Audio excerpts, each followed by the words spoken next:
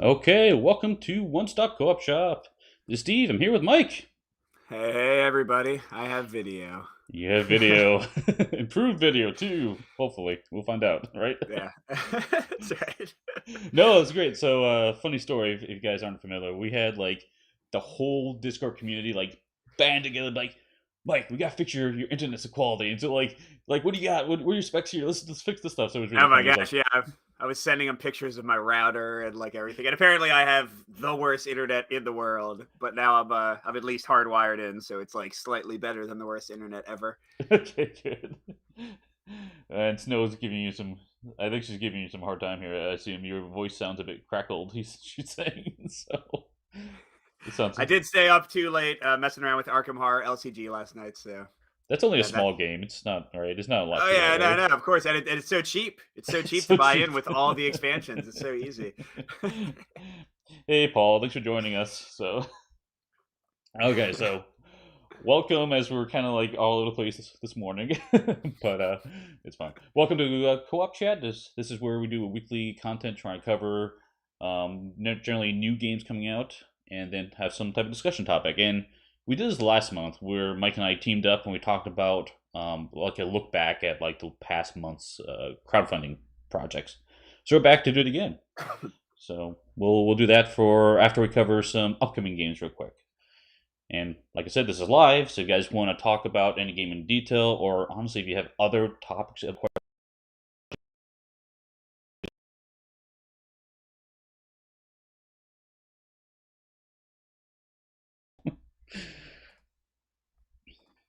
um, okay.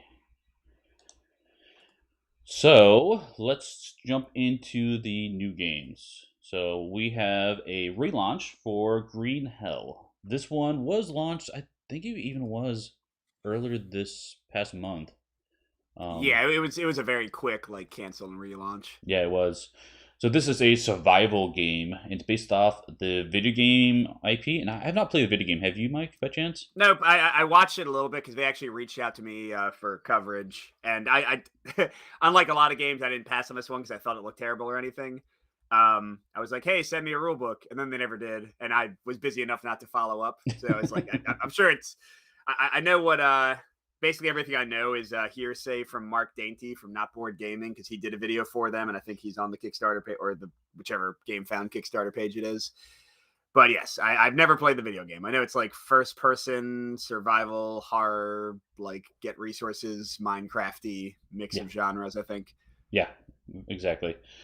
Yeah, so this one I haven't done a big dive into it yet, but I do like my survival games, so I'm kind of interested in this one.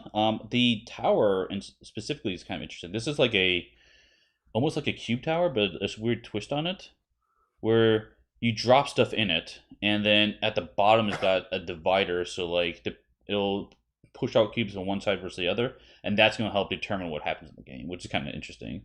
Like normally, like you have a dice tower which just rolls dice, right? Or an actual cube tower where the cubes get stuck, but this one is diverting them into two separate piles. It's kind of an interesting twist on it.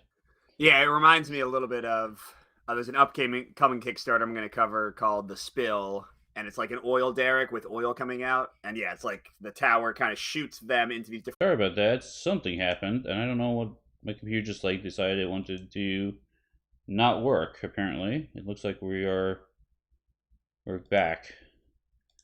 So sorry for the hiccup, guys. Let me get Mike back up there. Looks like we're back, guys. Let me know in the chat if we're back for you.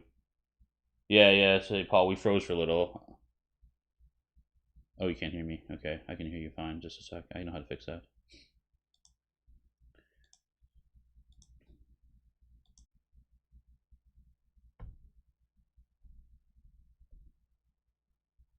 Okay, you back? Or am I back? I'm not sure what's going on. Okay, can you hear me? You cannot hear me. Okay, guys, we'll be right back in just a sec.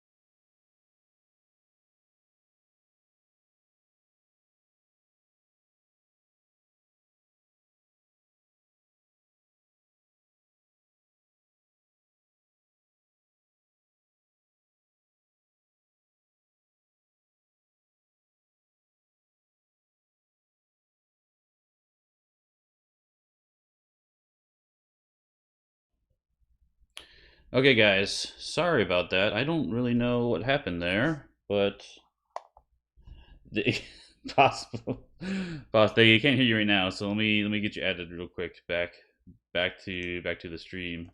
So, but yeah, apparently the internet just hates us this morning. So let me add add Mike back so you guys can hear him, and we'll continue on with discussion. Okay, Mike, you should be back now. Hey.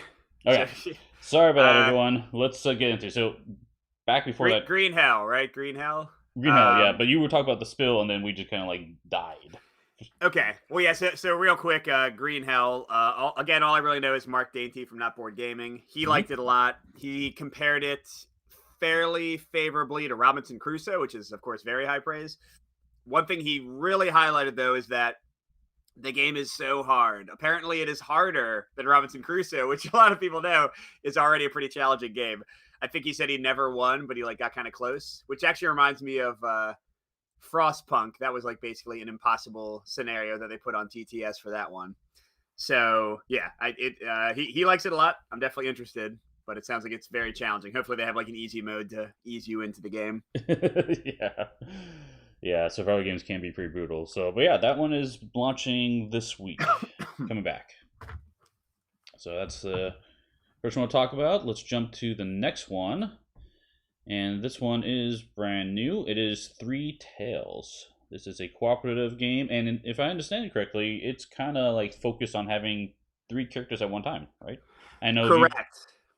you played Yeah. this. So I finished the video editing recently. I got a prototype. So yeah, the basic idea of the game is it's two halves. It's the past and the future. And in the past, you're correct. You always control three characters, so it's 1 to 3 players. You just split the control like there's nothing fancy. You know how you do it. So in the past, you're building the map. Every turn, you put a map tile down, and then you can move your character around and like basically interact with tokens and things.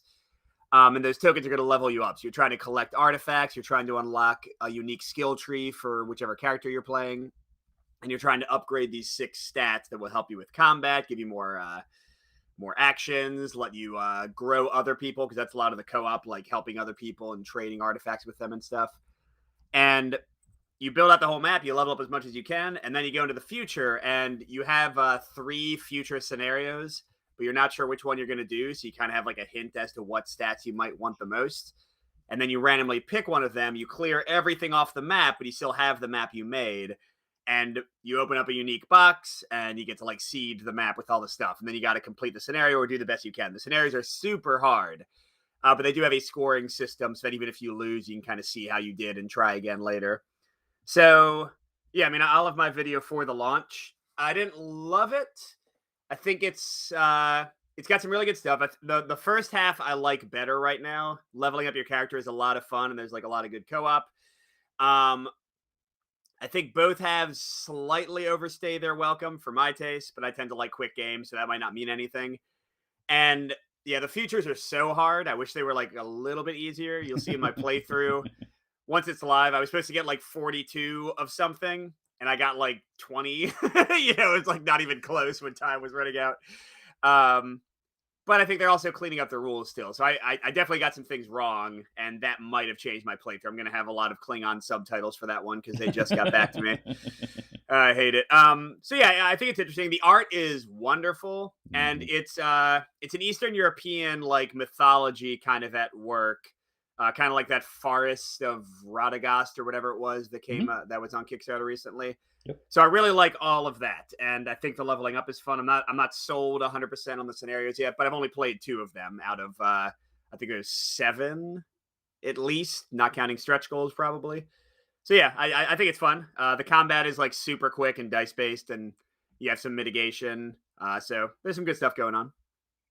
Did you? How do you feel about the different characters? Because I know you have to play with 3 characters. Do you? Is it hard to manage multiple of them? Are they unique enough? What are your thoughts on that? Yeah, it's not hard to manage them too much. I did like in my play, I sometimes forgot there's this one virtue that gives you bonus cards every turn. So you draw a bonus card and you have like extra actions or extra movement. I found that a little fiddly for me to remember personally, but only because I was running all 3 characters. The variety is pretty good. they have like different starting stats, but that can change to being the same very quickly if you level them up in the same way. So it mainly comes down to their skill tree because they don't have like an inherent ability that's different until they unlock that skill tree. So some are better at fighting, and some are better at like gathering, and some are better at support. But it's not always going to come out in the game because that depends on how you level them. If you don't pick up the specific tokens that give you skill tree bonuses, you could have the same people with like the same virtues in the same game. So it's okay, but I know you and I both like exploring new characters and exploring new like options. I wouldn't say it's great for that. It's not like I leveled up in a completely exciting and new way each time I played. I kind of tended to go down similar paths based on what I was trying to get. Definitely. Cool. Well, that is all the upcoming games we're talking about this week. Sorry for the hiccup Yeah. in there, but let's jump into looking at the past games and talk about those because we probably have a lot more to say about those for the most Yes. part. Okay. Start with the first one I have in my list here is Masters of the Universe Fields of Eternia. So this one is probably the one we have the least to say about it just because it's not US based and we're based in US, right? It's not for us. It's not for us. There you go. There you go. Nice. But yes, this one is out there. And it looks really cool, honestly. Like, it's got a huge board where you choose different factions, and within those factions you've got your classic He-Man characters in there. A lot of equipment to do. It does seem like it's centered around like army-based competitive play, but it does have a co-op and solo in there where you do a scenario and you can even team up against the scenario as well. So that's why it's on this list. Yeah, just a massive game, just a ton in here with all your classic characters. I know Bear Knight, we covered this when it was announced. We talked about this one a little bit. But yeah, I don't have a whole lot more to say about it at this point. But I mean, I skimmed through the rule book, and yeah, I was struck that the number of solo and co-op components seems kind of low. It's like mainly just some decks of cards, which doesn't mean it's bad. It's just something to be aware of. Like, it doesn't seem like that's their main focus, which again doesn't mean it'll be bad. The combat looked kind of interesting. It's like card based, and you can redraw cards a lot. Like, you have a stat that is dedicated to just letting you redraw cards, and then you assign them the 3 different attributes, and you kind of like try to chain together abilities. It was tough for me to tell how much I would enjoy it just from reading the rule book, but it sounds like it's not too random, and sounds like you would have like some cool things going on with like your character and with the enemy. I think the enemy is just you roll a die, and like that might add some to their stats or activate an ability of theirs. So that sounded neat, I gotta say. And the fact that even in like co-op, you seem to like still have soldiers you're moving around, and it's not just your heroes. I don't know. I mean, again, I'm probably never going to play it unless I import it from Europe, which is fine. The U.S. usually, like right now, we're kind of suffering in the shipping crisis, but usually we are the beneficiary of like so much good stuff in terms of ease of getting games. So exactly. It's totally fair play. I think that now we don't get Masters of the Universe, and now we have a hard time getting games shipped to us. Exactly. Though we do have another Masters of the Universe game coming out in the near future, so we'll have to talk about that one. So, and that's only us. It's only us. Take that, Europe. Only us. What now? So, yeah, there's the first one. Don't have a whole lot to say, but it looks cool, honestly. Like, I would like to play this one. I like the big board. It looks like you can adventure on it. I like that type of style of game, so very, very cool. Yeah, and it's a pretty streamlined like action system on your turn. You can like move and do an action, or like do 2 things on your space. So it seems pretty quick. Reminds me of something like Eldritch Horror or Arkham Horror. Like, just move around and have an adventure, draw a lot of cards, and read encounters. Might be fun. I feel like that is the trend we're seeing in games lately. This giant adventure, move around the board, experience things, right? But done very differently, because we're going to talk about like 3 or 4 adventure games, and I would say all of them are super varied in how they choose to implement that. Absolutely. Let's jump to another one real quick. This one I know you know quite a bit about, and that's Lands of Galzyr. Yeah. This one. Yeah, this one. Go ahead. It's still on GameFound, right? I think it's still got another week or 2. Yeah, you can still back it. Yeah. So yeah, Lands of Galzyr. This is Sammy Lasco, who did Dale of Merchants, who did Dawn of Peacemakers. He really likes Blanks of Blank. I think that's like his whole naming convention. But But yeah, so it's very interesting because I know we're going to talk about Arydia. I know we're going to talk about Earthborne Rangers. It's very interesting to compare this one to those Hmm. because this is absolutely like 90% reading encounters that have like really fun settings and really fun, like unique things happening. The mechanics, such as they are just like rolling a few dice and seeing how many successes you get. It's very straightforward. You do Hmm. have some choice, like you have some items and things. So even though it's simple, there's still a lot of fun there. Like I still had some fun. I, I hesitate to call them combos, but I had some items that helped me succeed at things that made me feel cool. I guess that's combo-ish. Um, but yeah, like this one, if you don't love reading, if you don't want to look at an app, and I mean it's technically not an app, I guess, but you know what? It's splitting hairs. It's a website, Right. but the nice thing is you can download it. So it'll be kept updated if they like see any errors or they want to add more content, they can do that. But if you just like hate the idea of like them controlling your fate, you can just download it and forget it and like never, log online with it again.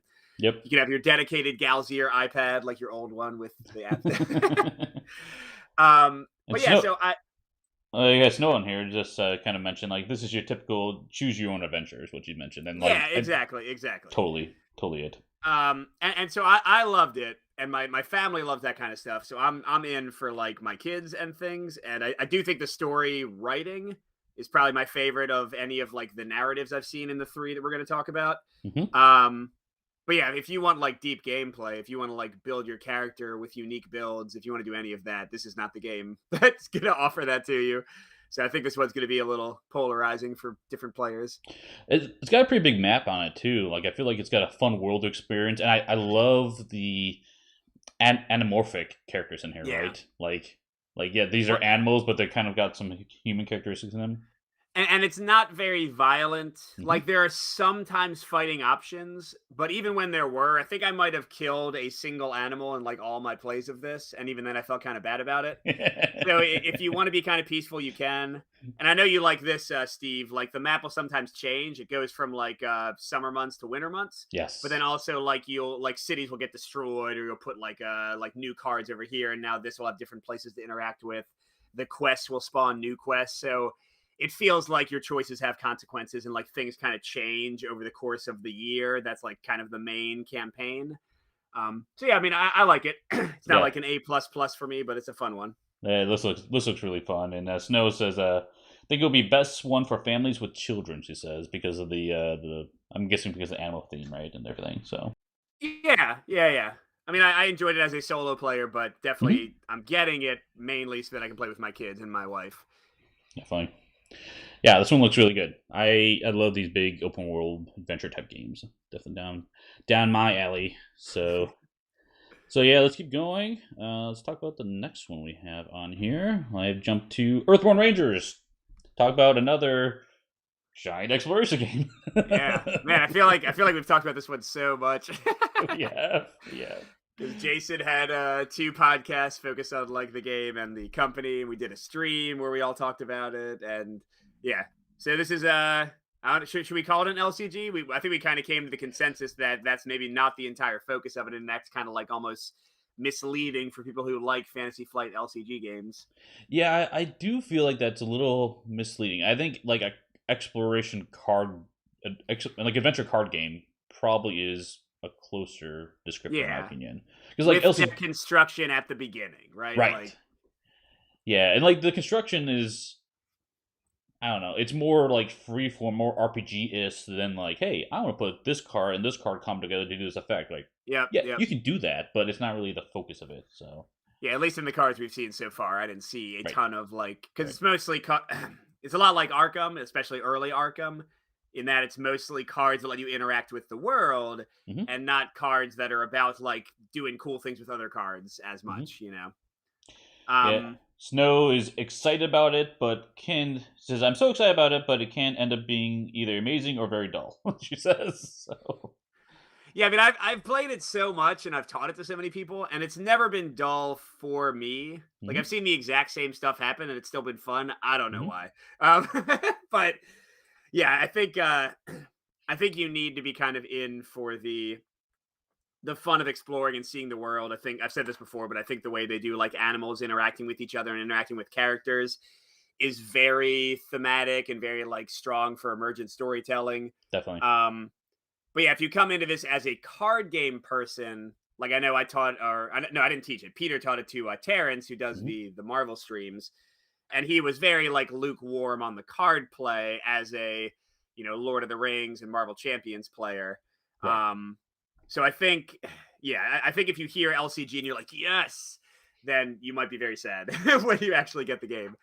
I think it's a key point here too, because like when I heard about this, I initially thought LCG, and I really had to change my expectations on that when I actually sat down and played it. Like it's a great game as its own, right? It has a lot of potential for growth too, because it's just decks of cards, right? You can Yep. just throw in a whole new deck of cards, and guess what? Whole new adventure, right? It's so simple. Yep. Well, simple from a consumer standpoint. Designing is another question, right? But so like that is really cool. I'm excited for that part of it. Oh yeah, and then yeah, Snow says the interactions in the environment's amazing and the art's amazing. Yeah, I like the thing that really stands out for me in this game is the fact that we have these keywords that just work together. Like, oh, by the way, you got this predator out here, and this one's a prey. Guess what? He'll go hunt the prey. And like, yeah, it makes perfect sense, right? Yep. Emergent. He's got that natural emergent narrative just like oozing out of this one. Now, when I played it, I'm not sure about this. I need to try it more. I want to see how it develops. But like for me, like I like that.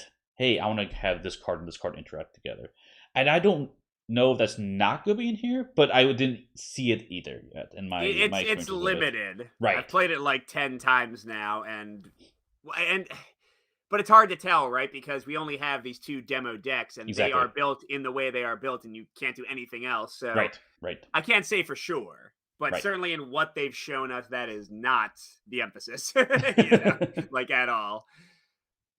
And I also thought it was interesting too. Seeing the preview articles, they're talking about. Oh, by the way, yeah, you don't have to.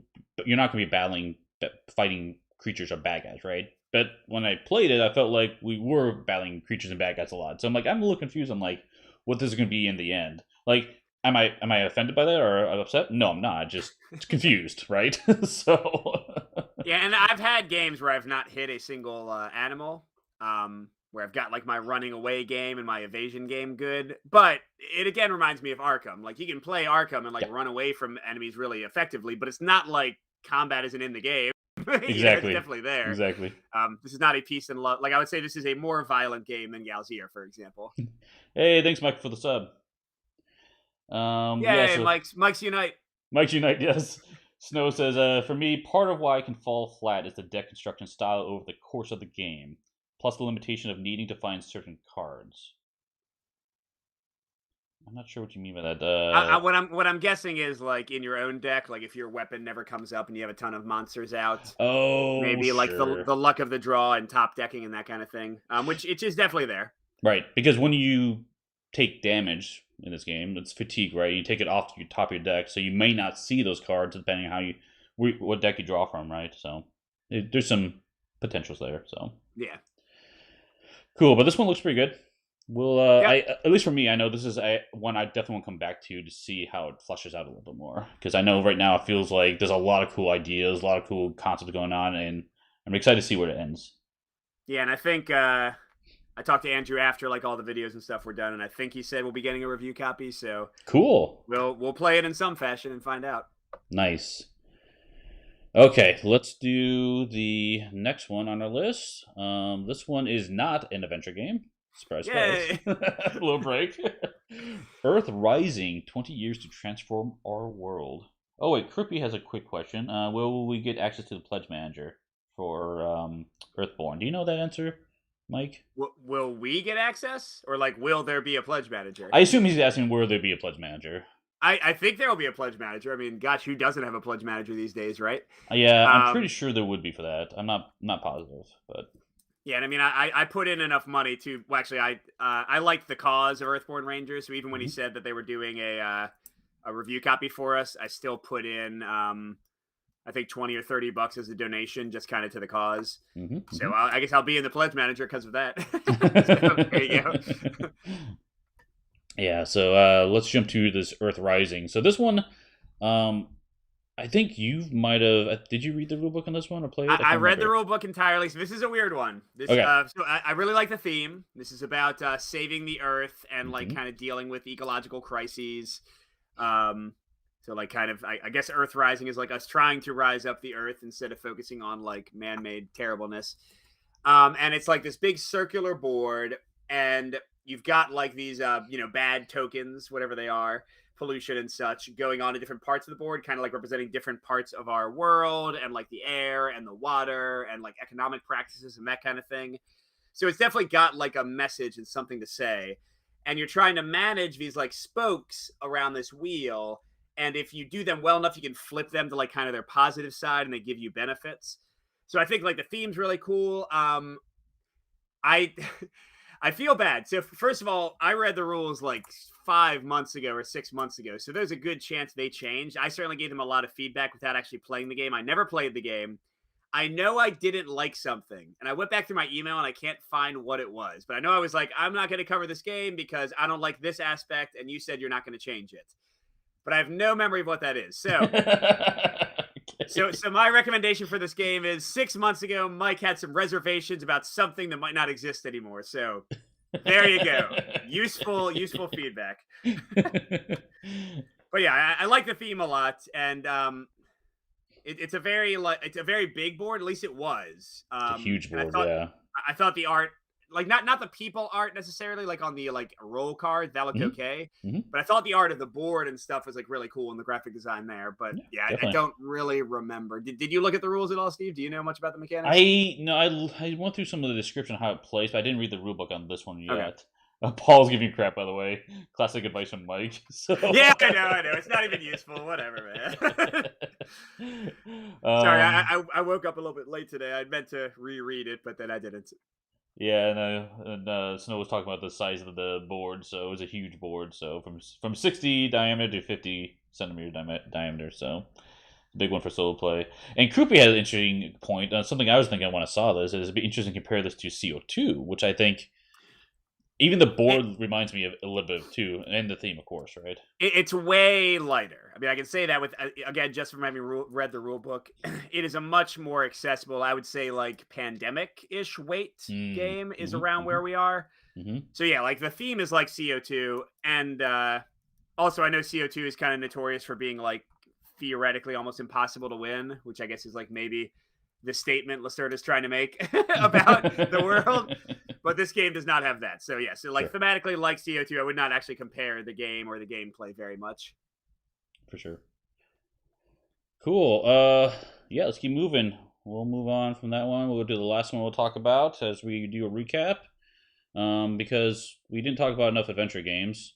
So let's talk about one more on the list, and that is Arydia. So this is still live actually. I think it's going to end in a couple days here, but I know there's going to have a late backing option as well. Oh, Kevin has a comment here. He's most excited for Black Rose Wars Rebirth. I've seen a lot of people Yes, talk about that. yeah, it's been very popular in our Discord. I sadly don't know much about it except that the miniatures are apparently amazing. Yeah, well, that one is competitive for sure, and this With solo, with solo, right? just Yeah. solo. I think it's just solo. I think you're right. Yeah, I don't think that one's co-op at all. I think it's just competitive and solo. So, but yeah, that one looks pretty cool. Not gonna lie. Um, okay, yeah, Iridia. So this one we've talked about a lot. We continue to talk about a lot on our Discord. So if you guys want to join and hear more about all these games, definitely join our Discord. But yeah, this one I got a chance of playing this, and this was one that I going into it, like I knew about this game for years and years and years because I saw Cody mention it. I was like, oh cool, let me follow this one. And like a year passes and like no nothing happens, or like yeah, it's coming, we're still working on it. I'm like okay, fine. A couple years later, another one, it's coming, and just suddenly, by the way, this thing pops up like, hey, we're actually gonna launch this thing, and became this big, I don't know, big thing, as we launch it, because this is a huge game. There's a lot going Mm-hmm. on. It's basically, Mm-hmm. and I know Snow mentioned it, RPG in a box without a DM, and it exactly feels like an RPG in a box. That's the best way of describing this one. But yeah, big old adventure game where you have a world map. With a party token, you travel around that, and then you zoom into areas. and you pull out tiles to lay down the world as you explore it. You have NPCs you can interact with, and as you explore the world, you come across enemies with a cool combat system that has a natural mapping Yeah. element to it, right? So if I slash my sword, my damage goes across the character. If I hit with him a staff, it goes top down, right? And it's very cool in that sense. But yeah, this one Kim and I played a lot of, and going into it, I knew about the game. I wasn't sure about it, judging by some of the going into it, just by what I saw at the end. But when I left it, when I sent it on to other people, I wound up loving this game.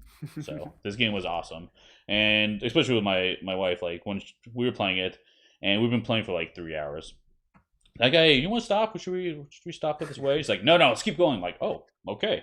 Well, that's a clear winner for me to seek it out. So, Absolutely. oh, Kruby has a question. Any info on audio narration app for this? As far as I know, there's not any audio narration for this. However, they are doing a soundtrack for this. The soundtrack is going to be based upon the different areas. Can be like background music for like when you're in town or you're in the jungle, or I think maybe in combat as well. So.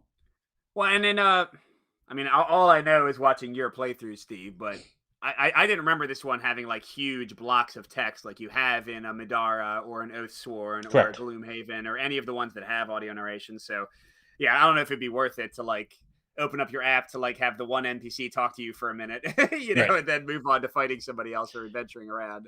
Nope, you're exactly right. I mean, unless things change, I only saw a small portion of it, like 5% of the game, but I did not see any huge chunks of text. Like, and honestly, with NPCs, at least how Kim and I like playing it, is we don't look at the card. We just read it, and then you just say what you would say normally, like as a Right. character, and it has responses on there. So for me, that kind of pulls it away from being able to be used in an app. So Yeah, it would almost go against like the light role playing they're kind of encouraging with the mechanics. exactly. Paul says, I'm so torn with Arydia. I'm waiting for Skyrim and hope it's better, or do I just buy them both? Big dollars, yeah. Yeah, I mean, I bet. I bet if you buy either of them, you can probably sell it again if you are someone who is capable of selling games. You know what I mean? So, Definitely. Yeah, that's a but good point, because this one is Green Legacy, so you can bring it back from the ground state and yep, everything's yep, fine. And I did that 3 or 4 times when I had the copy, and it was easy to, yeah. well, it's easy to do when you only go so far in the game, but as you Well, go further right. in the I'm game, sure it'd be tough when you're like all the way down into the end, but exactly, exactly. Johnny has a question here. I want to like Iridia, but solo play looks like it could be boring. Card catalog and pulling and putting tiles away. Yeah, this one's a weird one when I think about solo, because at least for me, like a big thing about the NPCs is not seeing the responses, and it's not a yeah, huge deal if you see it because you flip the card over. But if you flip the card over, and one key thing is if you ask certain questions or venture down certain paths, you will get what's called role playing points, mm, and that is your dice mitigation modifier, and it allows you to add +3 to dice roll later. And so I like not knowing what it is in the dialogue. So yeah, I guess I think this is a really good co-op, and it worked fine solo. But oh yeah, here's the question: did you get a chance to play it solo? I did play it solo. Um, I before doing plays at home, how I operate is when we get a game in, I will always play it solo first, and so I make sure I understand the rules. Then I'll bring Kim on to play it. And if you do watch a live stream, that was after I played it 2 or 3 times solo. Not the whole thing because there's no game end at this, right? Um, but that was Kim's first time playing it, so and yeah, my thoughts on already are kind of complicated. I don't know.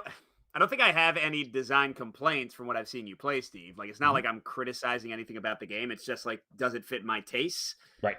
And it definitely not even RPG in a box. It's really for me like Baldur's Gate in a box or Sure. like early Fallout, like isometric RPGs in a box. I used to play the heck out of those. Um, and in a way, that's where it's not exciting me personally as much because my gaming lifestyle has moved much on to kind of more streamlined games. I'm Hmm. kind of I'm off campaign games a lot in general, which I know is like kind of the opposite of where the the wide gaming world is going. Right. Um, so yeah, like for me, as cool as like moving around the world map and then zooming in is, I'm kind of like, oh well, what if I didn't zoom in? What if I just imagined it so that I could play faster? And then the combat looks really cool. Like, I like the combos. I like how different the characters were, like sneaking around, like all the stuff you could do.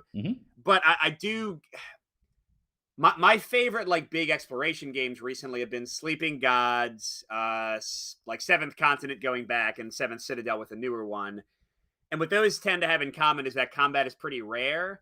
And Sleeping Gods, I didn't like how involved the combat was, even though I loved the system, because I was like, man, can I just get back to my story? Like, I don't care about this. Like, why is this complicated mechanic in the game when everything else is like so streamlined? Whereas like something like Seventh Continent, it's just like bam, bam, bam, skill check, or Lands of Galzyr, bam, bam, skill check, done, move on to the story again. So I thought the combat was awesome. I do worry that if I was playing Arydia, I would be like, oh god, combat again. I want to find out what's in that cave. Come on, just show me the damn cave.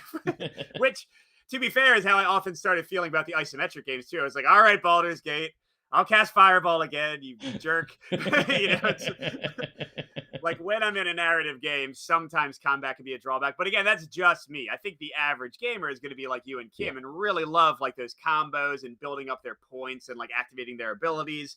I think it's going to be like really fun for a lot of people. Yeah, it's also interesting too that the same world you're exploring is the combat map as well. So yes. I pass this lake. Guess what? I can if the bad guys show up, I can run past the lake and use that terrain to my advantage in combat. It gets kind of interesting in that sense, for sure. And I know Tiago has a question, and this is a big one I think for a lot of people have is for me the problem with Arydia is the setup and managing all the components and the price. Right? They don't want to make a version with standees. I don't know why. Right? So yeah, it's a good question. Like, why are they sending painted miniatures for everything? I will say the painted miniatures did turn out really, really nice. And that's, I mean, Cody did that for Zaya as well, right? So that seems to be something like artistically that he's very attached to. Which, I mean, I'm all for creators making the game they want to make. Like even if it means that some people don't want to get it. Right. That and Tiago, I think we've talked before. I'm not a big fan of miniatures. I wish Primal was like hundreds of dollars less and didn't have all the miniatures, but I still went in for Primal, so I don't know. Yeah, I'm kind of similar. Like I do like miniatures, but I like a small number of miniatures. Like over the years, I've kind of gone over having like Zombicide, which is like just gobs and gobs and gobs of miniatures, right? And I'm a hypocrite because I just back Marvel United, which is gobs of miniatures as well, right?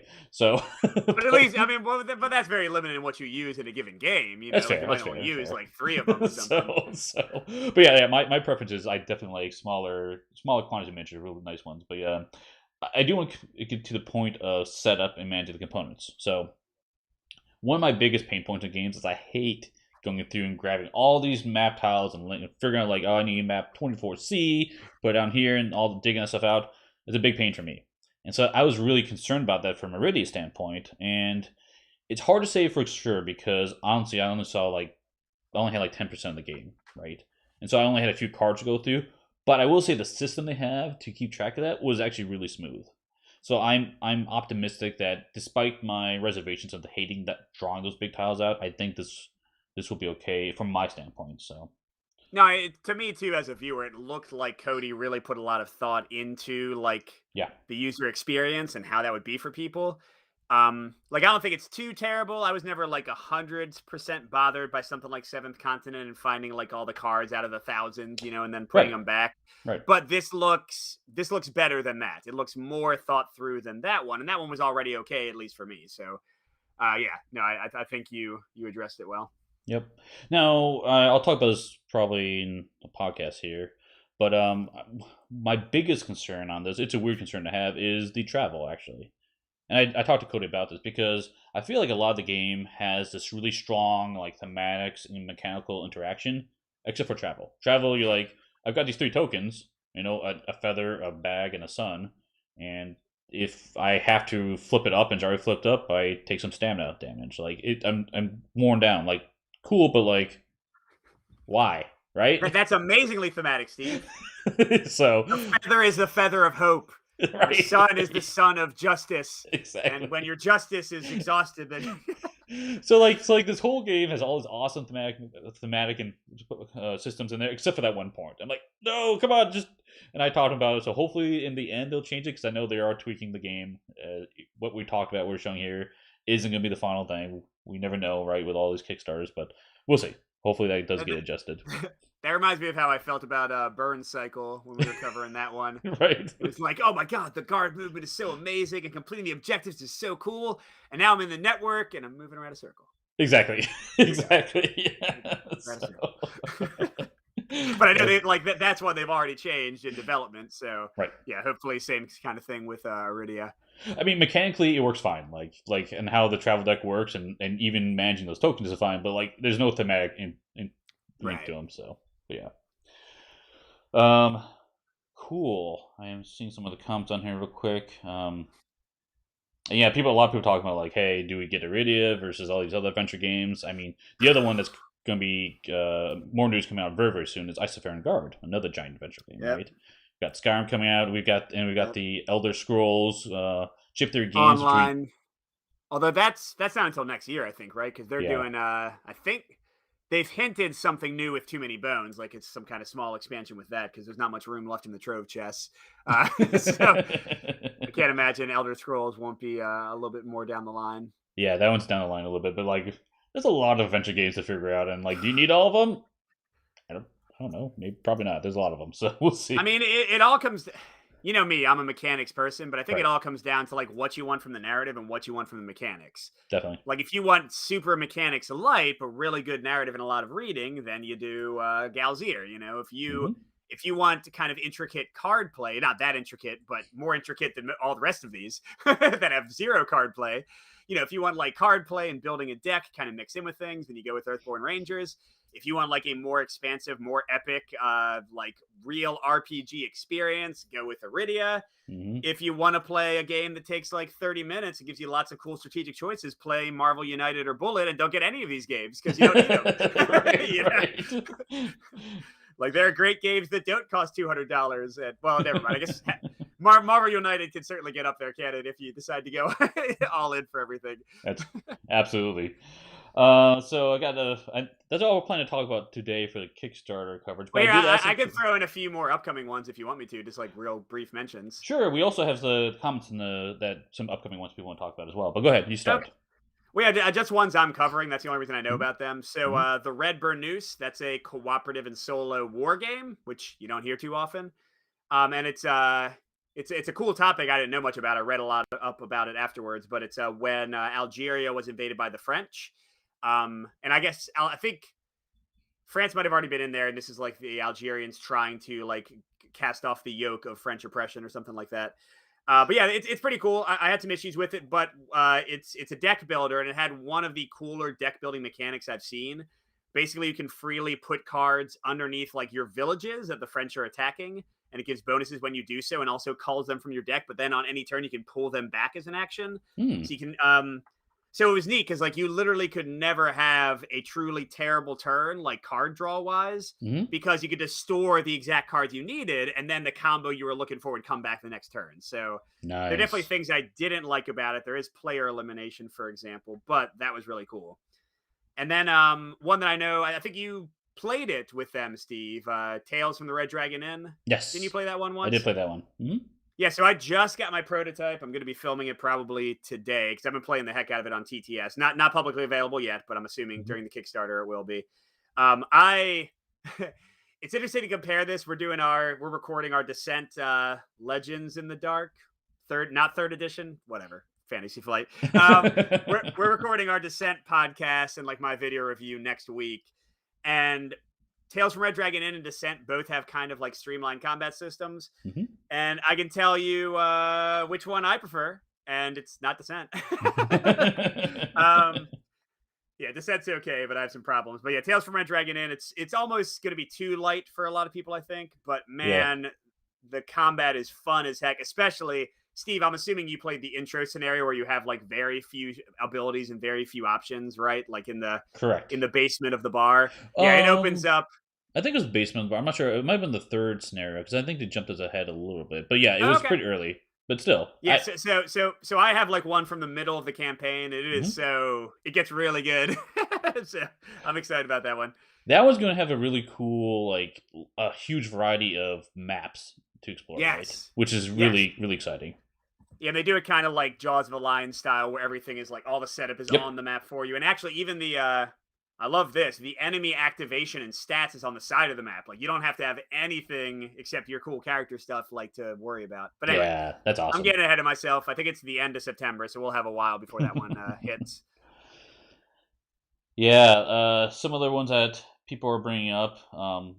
Raphael mentioned Dungeons of Infinity, which I Yep. am 100% backing when it comes up because. Yeah, I know Colin liked that one a lot. Mhm, And his biggest problem was the rule book. And mhm. we actually have somebody in our Discord who's helping with the rule book. And it's the Isofarian Guard people are kind of like I don't know what the exact business deal is there, but they are involved now. And Yes. they were not the first time. And they are trying to fix all of the major complaints that were had with the game.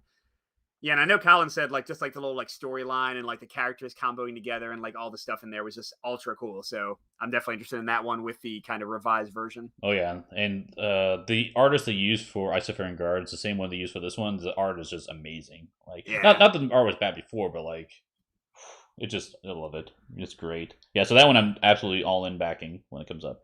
Yeah, because that's coming up really soon. It's in September. Yeah.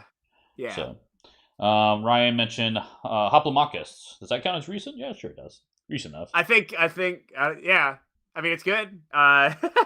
Specifically Hoplomachus Victorum, the solo campaign is Mhm. amazing. Like I always liked Hoplomachus and now I love Hoplomachus Victorum. Like that is the way to play for me at least. Successful Geek mentioned MUX. That's Marvel United X Men pledge. So yeah, that game. The core set is coming out pretty soon. Oh nice. At least I did split shipping, so we'll cover that when it comes here. But yeah, obviously I'm a huge fan of Marvel United. I can't wait for that. I mean, it's I still won't ask you how much you spent on Marvel United, Steve.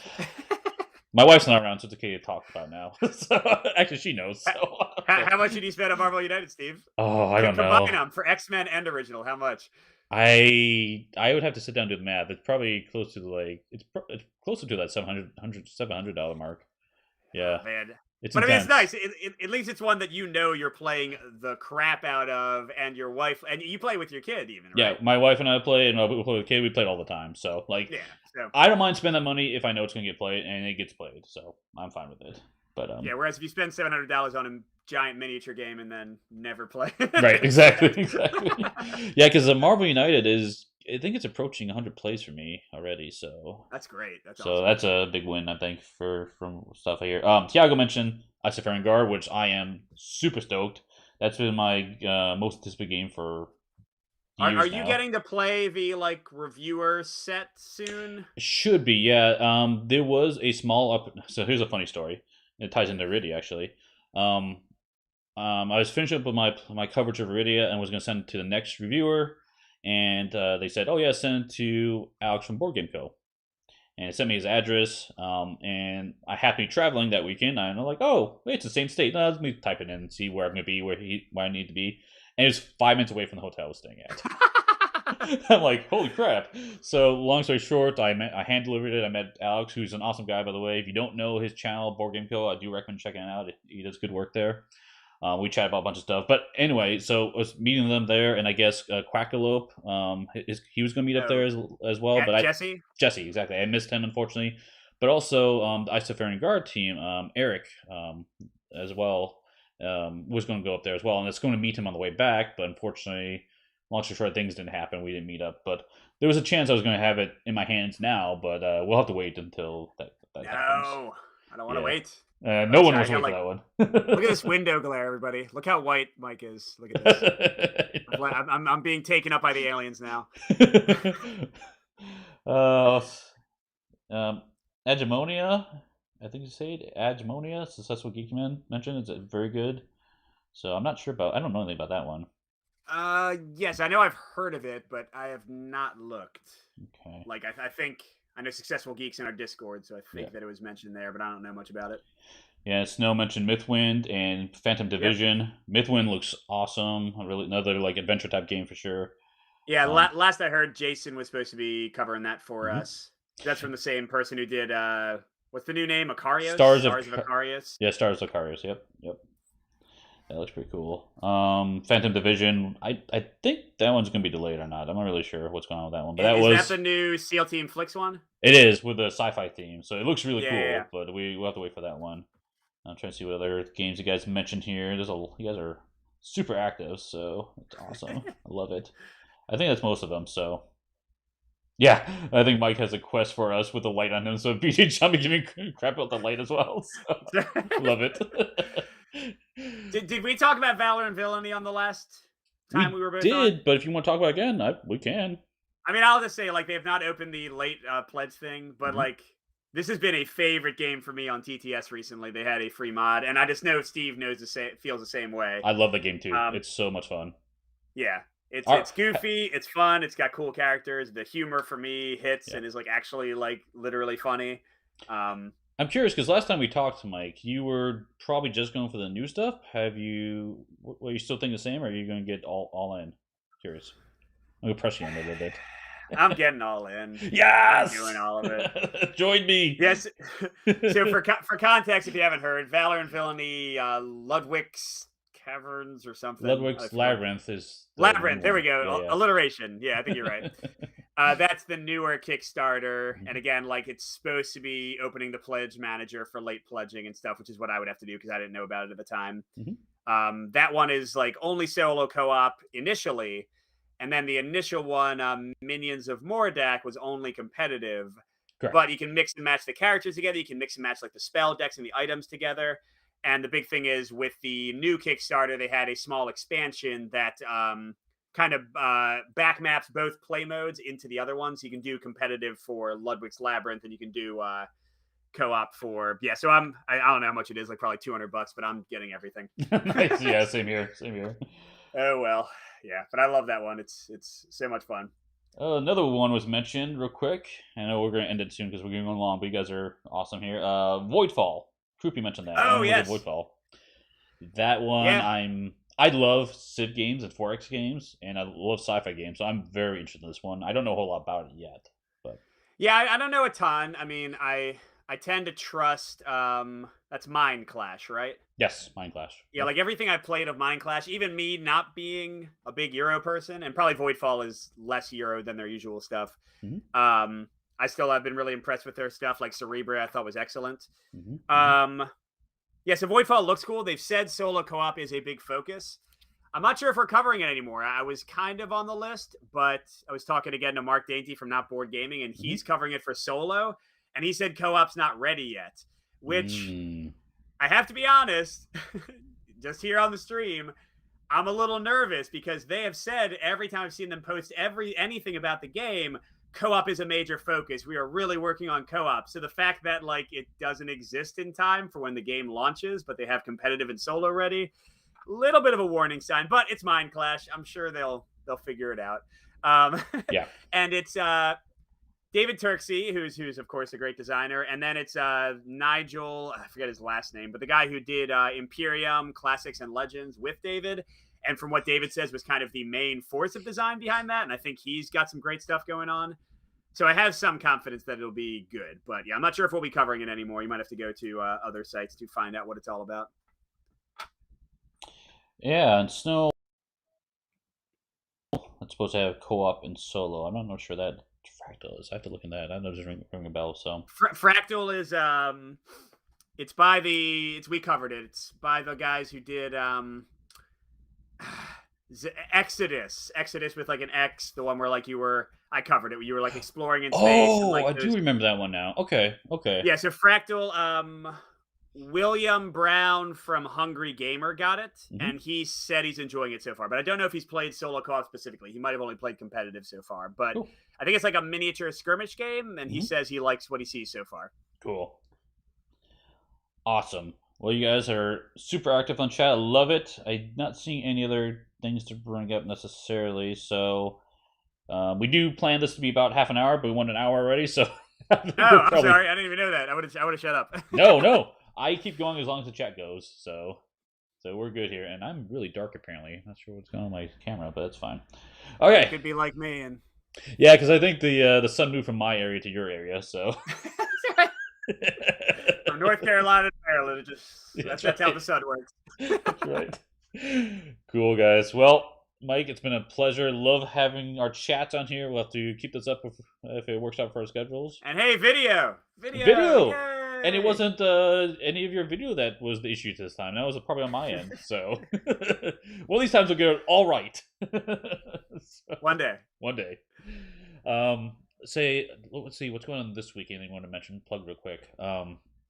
Doing a interview and talking about an art reveal for Deck of Wonders Monday. Oh, nice! I love that. Yes, I'm very excited for that one. Yeah, so we're gonna talk with the art is artist great. there. Yep. So tune in Monday.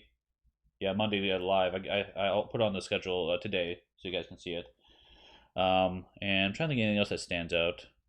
Well, I'll say from non-streaming channel, the three-tailed video will be up on Tuesday with the launch, so people can go check that out. And that's right, I got to do my subtitles.